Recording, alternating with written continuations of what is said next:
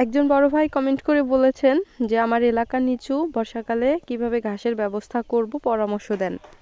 তো আমার মনে হয় উনি খুবই গুরুত্বপূর্ণ একটি প্রশ্ন আমাকে করেছেন। এই জন্য আমি ভাবলাম যে ওনার কমেন্টের উপর ভিত্তি করে আমি যদি একটি গঠনমূলক ভিডিও আপনাদের সাথে শেয়ার করি, তাহলে ওনার পাশাপাশি যারা নিচু এলাকায় ছাগল লালন পালন করেন বা ভাবছেন খামার দিবেন, তাদের জন্য এই ভিডিওটি খুবই গুরুত্বপূর্ণ বা উপযোগী হবে। কাজেই যারা এই সিচুয়েশনে আছেন এবং ভাবছেন যে ছাগলের খামার করবেন, মূলত তাদের জন্যই আজকের এই ভিডিওটি। তারা যদি সম্পূর্ণ ভিডিওটি মনোযোগ সহকারে দেখেন, তাহলে অবশ্যই আপনাদের উপকার হবে ইনশাআল্লাহ। আসসালামু আলাইকুম, আপনারা দেখছেন তাহাগ্রাম এগ্রো ইউটিউব চ্যানেল। তো দেশ এবং দেশের বাইরে থেকে এই মুহূর্তে যেখান থেকে আমার চ্যানেলের এই ভিডিওতে যুক্ত হয়েছেন, সবাইকে অসংখ্য ধন্যবাদ জানাচ্ছি আমার চ্যানেলের পক্ষ থেকে, এবং নতুন একটি ভিডিওতে সবাইকে শুভেচ্ছা ও অভিনন্দন।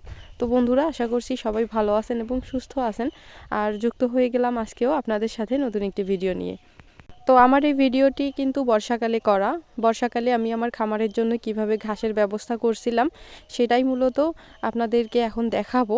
এবং যারা যারা কন্টিনিউ আমার ভিডিও দেখেন, তারা হয়তো এই ভিডিওটি আগে দেখেছিলেন। তো যাই হোক, যেহেতু প্রসঙ্গ উঠেছে বর্ষাকালে কিভাবে ছাগলের খাবারের ব্যবস্থা করব বা ছাগলের কাঁচা ঘাসের ব্যবস্থা রাখবো, এই জন্য আর কি এই ভিডিওটা আমি আপনাদের সাথে আবারও শেয়ার করলাম। শুরুতেই একটা কথা বলে রাখি যে ছাগল লালন পালন করা কিন্তু খুবই কঠিন বা আহামরি কিছু না। ছাগল লালন পালন করা কিন্তু খুবই সহজ এবং সুবিধাজনক, যদি সেটা ব্ল্যাক বেঙ্গল হয় বা আপনি যদি কাজটা জানেন এবং আপনার যদি ঘাসের জমি থাকে, তাহলে অবশ্যই এই কাজটি অনেক সহজ। তো ইতিমধ্যে যারা যারা এই সেক্টরে কাজ করছেন বা সফল হয়েছেন, আশা করছি তারা জানেন যে আসলে সত্যি এই কাজটা লাভজনক নাকি লস, আর কতটুকু সহজ এবং কতটুকু বিজনেস হিসেবে কতটুকু সুবিধাজনক। তো যাই হোক, যারা এই কাজে সফল হয়েছেন একমাত্র তারাই সেটা বুঝবেন। এবং যেহেতু আমি একজন খামারি, কাজেই আমার বাস্তব অভিজ্ঞতা এবং ধারণার মধ্য থেকেই বলতে পারি যে ছাগল লালন পালন করা খুবই সুবিধাজনক এবং লাভজনক, আর এই কাজটা খুবই সহজ, যে কেউ করতে পারবে। তবে প্রচুর পরিশ্রমী হতে হবে, হ্যাঁ, সময় দিতে হবে, ধৈর্য রাখতে হবে, এবং অবশ্যই আপনার আলাদা ইনকামের সোর্স অর্থাৎ বাড়তি ইনকামের রাস্তা থাকতে হবে, তাহলে আপনি এই সেক্টরে কাজটা করতে পারবেন। তো আমার এলাকা নিচু নয়, আমার এলাকা উঁচু। তারপরেও দেখেন আমি নেপিয়ার ঘাস লাগাইনি, যেহেতু বর্ষাকালে কিন্তু নেপিয়ার ঘাস টিকে না, বর্ষার পানিতে মরে যায়। বিভিন্ন রকম ঘাস আছে, হ্যাঁ, জার্মানি ঘাস ছাড়া সব ধরনের ঘাসই কিন্তু বর্ষার পানি যদি জমে যায়, ঘাসের জমিতে লেগে থাকে, তাহলে কিন্তু ঘাস টিকে না। একমাত্র জার্মানি ঘাস এবং আমাদের প্রাকৃতিক ঘাস, এই যে ঘাসগুলো দেখতে পাচ্ছেন বর্তমান আমার ঘাসের জমিতে, এই ঘাসগুলো এবং জার্মানি ঘাস, এই দুই প্রকার ঘাসেই শুধু বর্ষাকালে টিকে থাকে, অর্থাৎ মরে যায় না বা পচে যায় না। যারা যারা গরু ছাগল বা এই যে খামার সেক্টরের এই কাজগুলোর সাথে যুক্ত, তাদের ম্যাক্সিমাম টাইমেই কিন্তু খাবারের সংকট থাকে না, শুধু বর্ষাকালেই এই সমস্যাটা থাকে।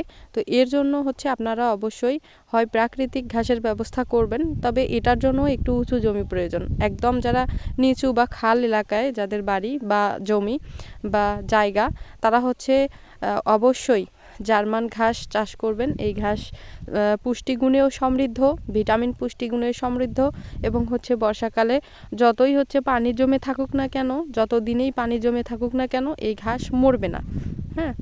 কাজেই আপনারা চেষ্টা করবেন, দেখবেন যে যখন বর্ষাকাল আসার আবারও 2 থেকে 3 মাস আগেই আপনারা বর্ষাকালের জন্য ঘাস রোপণ করে দেবেন, তাহলে দেখবেন যে বর্ষাকালে ফুল টাইম আপনারা খাওয়াতে পারবেন কোনো রকম ঝুঁকি বা সমস্যা ছাড়াই। জার্মান ঘাস কাটার সঠিক নিয়ম পানি থেকে, যদি পানিতে জমে থাকে বা যদি পানি নাও থাকে, তারপরেও আপনারা 1.5 থেকে 2 ফুট উপরে কাটার চেষ্টা করবেন।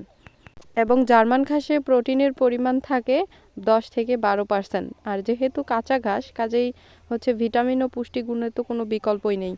আর এই ঘাস যেহেতু পানির, কাজে শুকনো জায়গা বা উঁচু জায়গায় হবে না, এগুলো শুধু পানিতেই হবে।